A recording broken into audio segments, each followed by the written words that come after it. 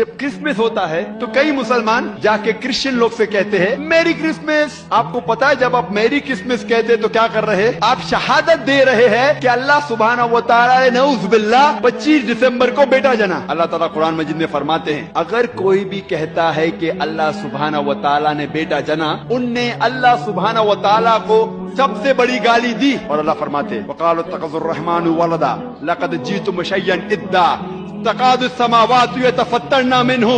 اگر آسمان کو احساس ہوتا تو آسمان پھٹ اٹھتا. وتنشق الارض، یہ زمین کھل پڑتی. وتخر الجبال هدا، اور یہ پہاڑ ٹکڑے ٹکڑے ہو کے گر جاتے. اور کہتے ہیں کہ رحمان بیٹا رکھتا ہے. ایسا کہنے والوں، یہ تو تم بری بات زبان پر لاتے ہو.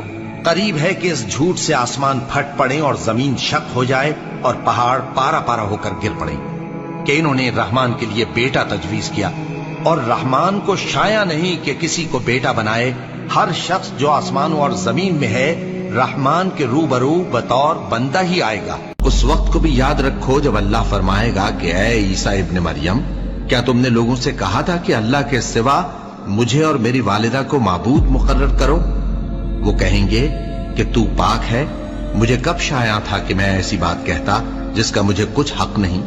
اگر میں نے ایسا کہا ہوگا تو تجھ کو معلوم ہوگا، کیونکہ جو بات میرے جی میں ہے تو اسے جانتا ہے، اور جو تیرے جی میں ہے اسے میں نہیں جانتا. بے شک تو علام الغیوب ہے. میں نے ان سے کچھ نہیں کہا بجز اس کے جس کا تو نے مجھے حکم دیا، وہ یہ کہ تم اللہ کی عبادت کرو جو میرا اور تمہارا سب کا پروردگار ہے، اور جب تک میں ان میں رہا ان کے حالات کی خبر رکھتا رہا. پھر جب تو نے مجھے دنیا سے اٹھا لیا تو تو ہی ان کا نگراں تھا. یہودی کہتے ہیں کہ عیسائی رستے پر نہیں، اور عیسائی کہتے ہیں کہ یہودی رستے پر نہیں، حالانکہ وہ کتاب الہی پڑھتے ہیں. اسی طرح بالکل انہی کسی بات وہ لوگ کہتے ہیں جو کچھ نہیں جانتے، یعنی مشرک. تو جس بات میں یہ لوگ اختلاف کر رہے ہیں اللہ قیامت کے دن اس کا ان میں فیصلہ کر دے گا.